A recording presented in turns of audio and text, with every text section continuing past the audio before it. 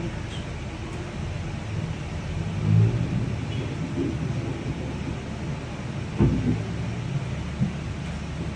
Ang likod ng baby mo na. Like.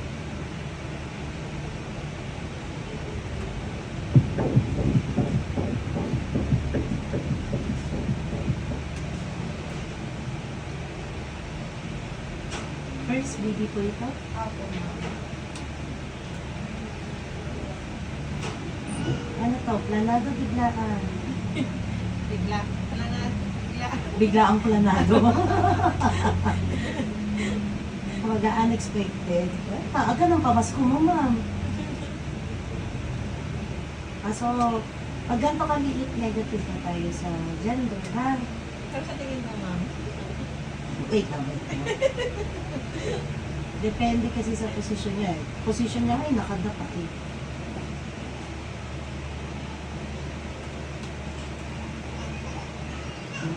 Kita ko sa'yo, nakadapa siya.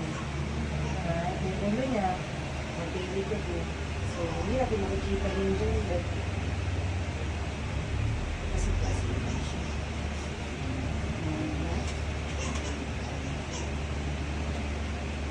Ayun na, tumatawa na.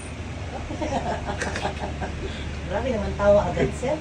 Nandyan pa rin po ba yung bukol na sinasabi? Wala. Sir, wala na po. Paano yung bukol, ma'am? Yung last ultrasound ko daw po, may bukol daw po sa right ovary ko. Hindi na makikita yun dito. Not unless transfer yung gagawin natin sa'yo. Sa ngayon kasi, ang ginagawa natin is sa ibabaw na lang. Pelvic na lang po ito.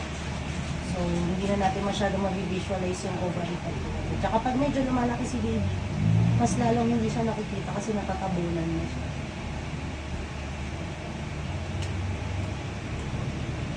Kasi nakadapa. Nakagapa, di ba? Ikaw mo naman. Dahil kasi sabi lalaki daw.